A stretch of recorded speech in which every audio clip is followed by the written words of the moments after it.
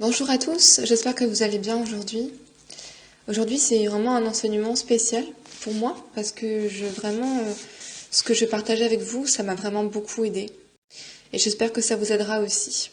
Aujourd'hui, le titre de l'enseignement, c'est Comment reprendre des forces. Donc si vous êtes abattu, fatigué, vous en avez ras-le-bol, vous êtes au bon endroit ce soir. Alléluia. Ou ce matin, selon le moment où vous écoutez l'enseignement. Ou bien même ce midi. Bref, nous allons commencer à lire à partir de Daniel chapitre 10. Daniel chapitre 10. Et je vais lire pour vous à partir du verset 1 jusqu'au verset 19. Je sais que c'est une longue lecture, mais lisez avec moi en même temps et vous allez comprendre plusieurs choses. La 3e année du règne de Cyrus, le roi de Perse, une parole fut révélée à Daniel, appelé Belshazzar. Cette parole est vraie et annonce un grand combat. Daniel fut attentif à cette parole et il en eut la compréhension à travers ce qu'il voyait. À cette époque-là, moi, Daniel, j'ai été 3 semaines dans le deuil. Je n'ai mangé aucune nourriture raffinée. Il n'est entré ni viande ni vin dans ma bouche, et je ne me suis pas parfumé jusqu'à la fin des 3 semaines. Le 24e jour du 1er mois, j'étais au bord du grand fleuve, c'est-à-dire le Tigre. J'ai levé les yeux et j'ai vu un homme habillé de lin. Il avait autour de la taille une ceinture en or d'Ophaz. Son visage était comme du chrysolite, son visage brillait comme l'éclair. Ses yeux étaient pareils à des flammes de feu. Ses bras et ses pieds ressemblaient à du bronze poli, et le son de sa voix était pareil au bruit d'une grande foule. Donc ici, pour résumer ce qui se passe, Daniel est en train de jeûner pendant 3 semaines. Donc il est visiblement affaibli. Alléluia. Verset 7. Moi, Daniel, j'ai été le seul à voir cette apparition. Les hommes qui étaient avec moi ne l'ont pas vue, mais une grande frayeur s'est emparée d'eux et ils ont tous pris la fuite pour se cacher. Resté seul, j'ai vu cette grande apparition et je me suis retrouvé sans force. Donc là, Daniel a une apparition et il se retrouve sans force. Mes traits se sont décomposés et j'ai perdu toute force. Donc il n'a aucune force. Verset 9, j'ai entendu le son de ses paroles et en l'entendant, je suis tombé dans une profonde torpeur, le visage contre terre. Verset 10. Mais une voix m'a touché et m'a mis tout tremblant sur mes genoux et les paumes de mes mains. Puis l'homme m'a dit, Daniel, homme précieux, sois attentif aux paroles que je vais te dire et tiens-toi debout là où tu es. En effet, j'ai été maintenant envoyé vers toi. Lorsqu'il m'a dit cela, je me suis tenu debout tout tremblant. Vous voyez, en fait, Daniel n'avait tellement plus de force qu'il était à terre. Ensuite, quand l'ange lui a parlé, il a commencé à se mettre à genoux.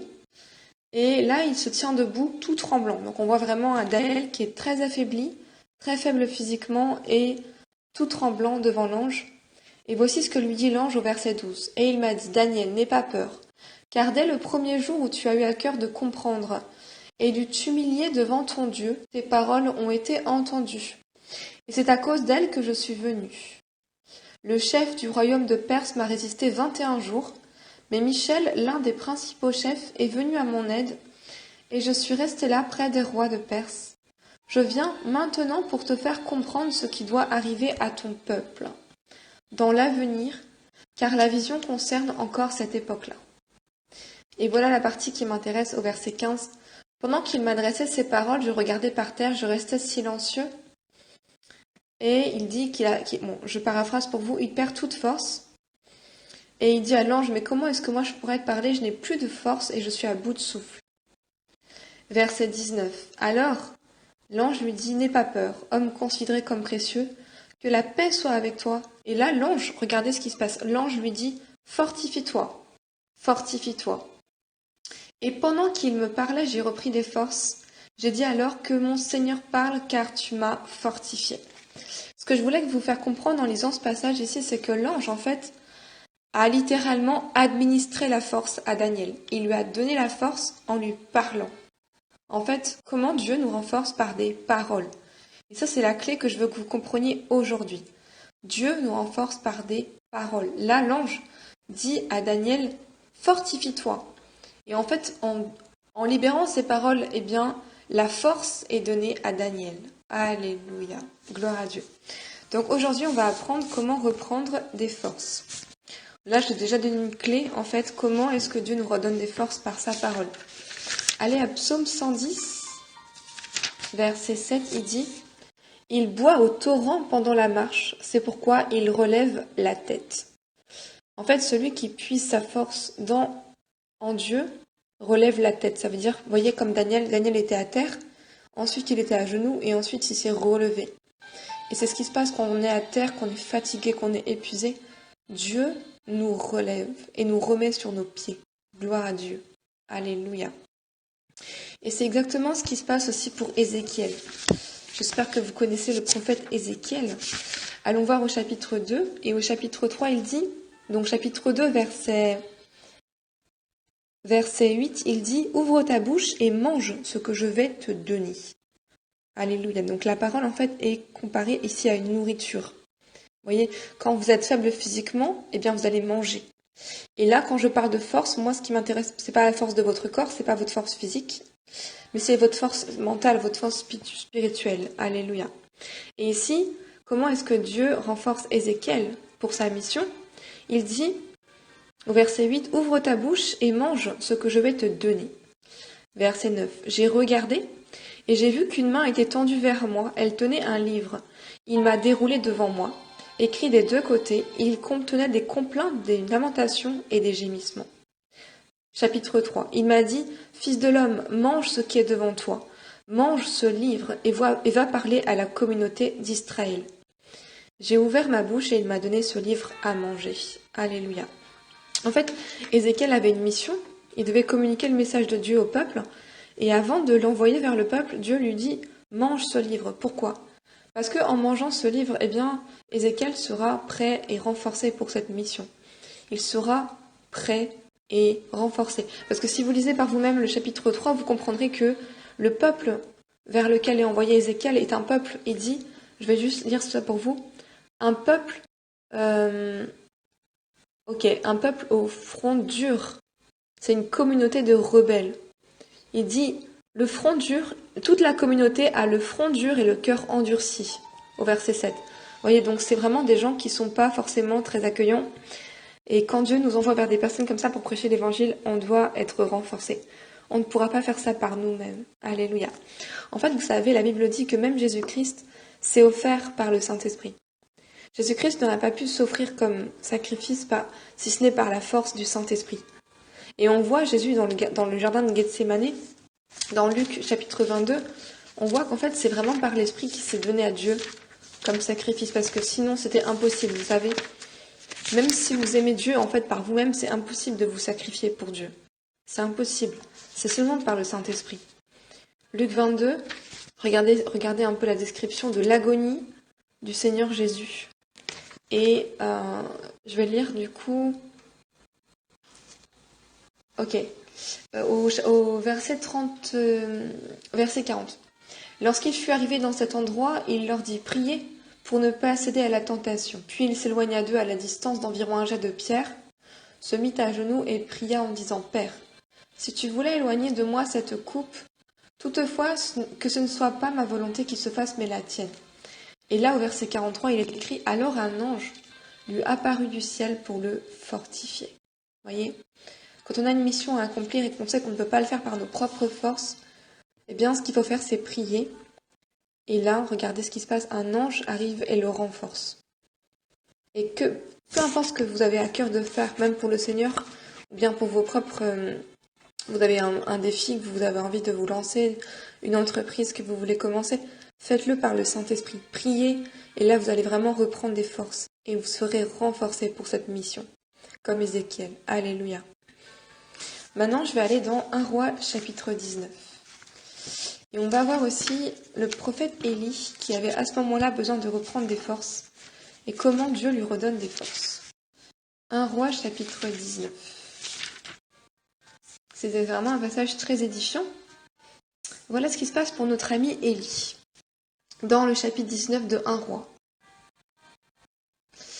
Ok, verset 3. Élie se sauva pour partir, sauver sa vie.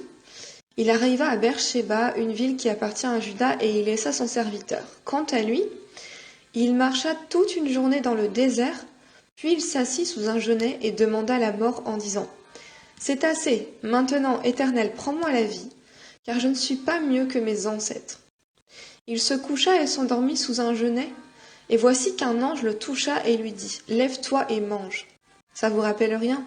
Alléluia. Vous voyez, en fait, quand on a besoin de force, eh bien, Dieu envoie un ange. Oh, alléluia. Lève-toi et mange. Verset 6. Élie regarda et il vit à son chevet un gâteau cuit sur des pierres chauffées, ainsi qu'une cruche d'eau.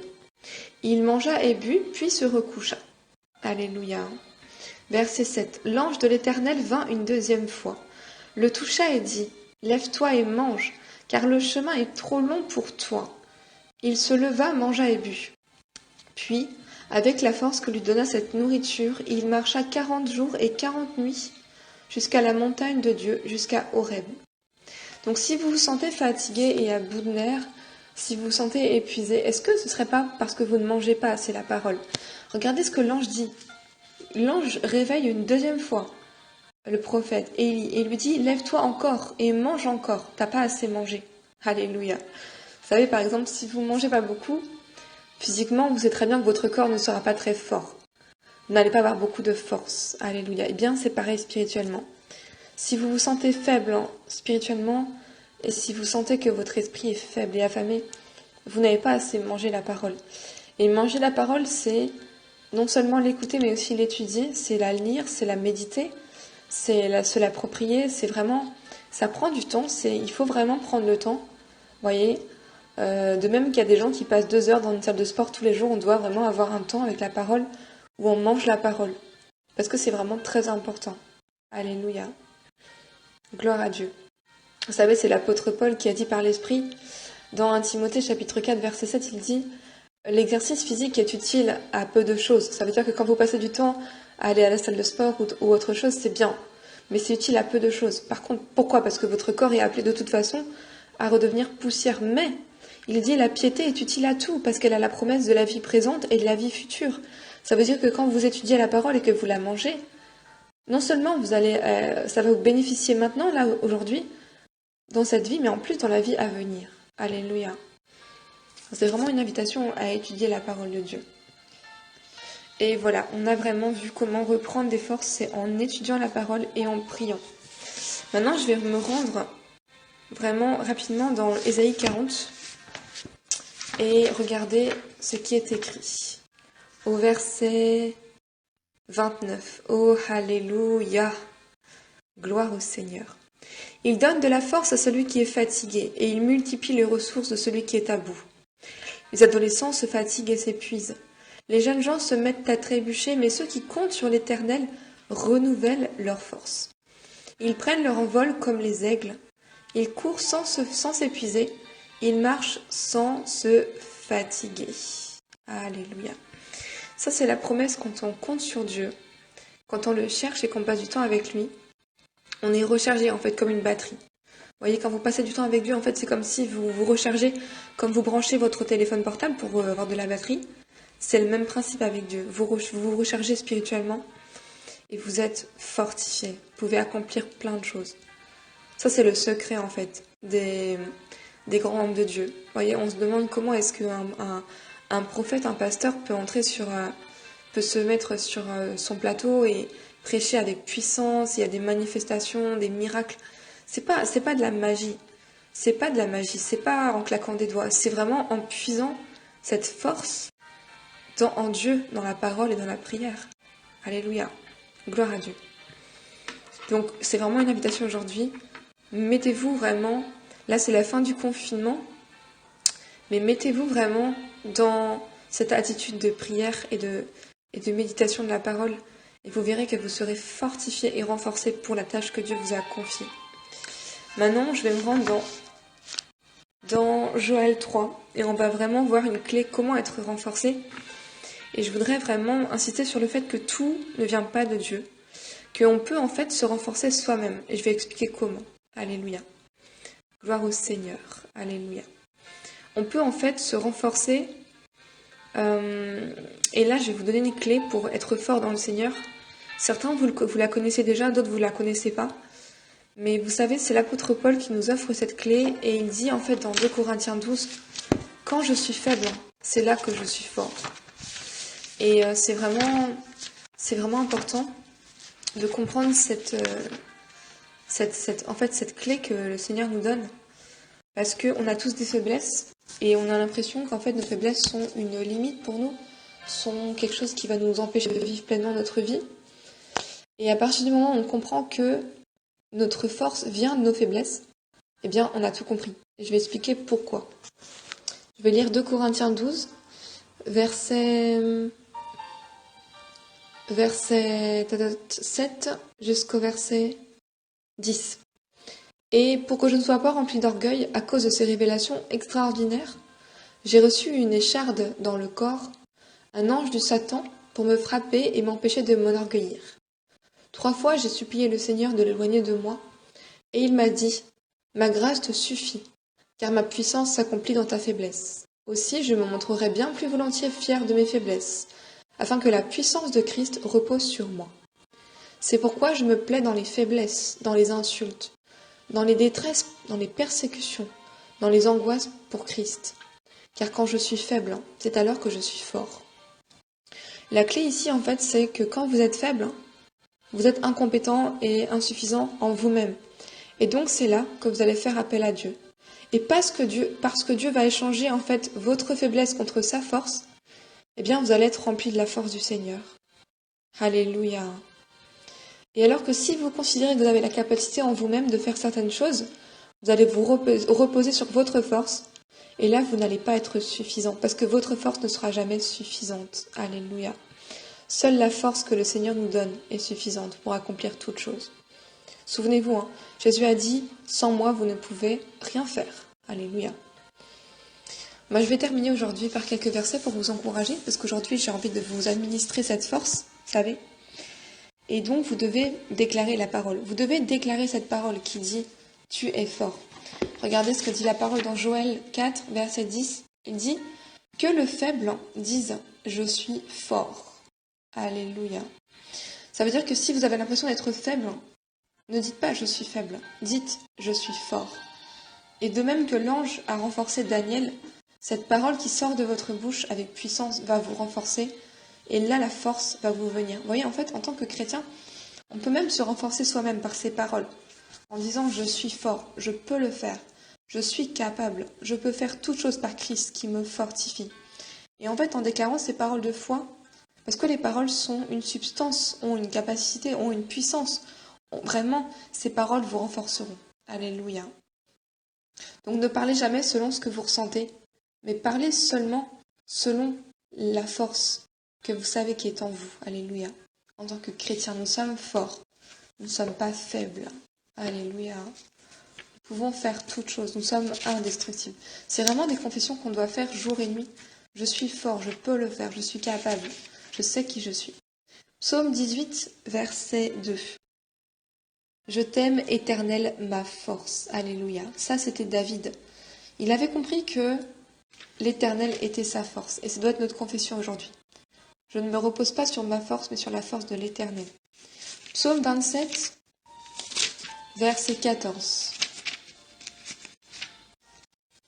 Verset 14, il dit « Espère en l'Éternel, fortifie-toi et que ton cœur s'affermisse.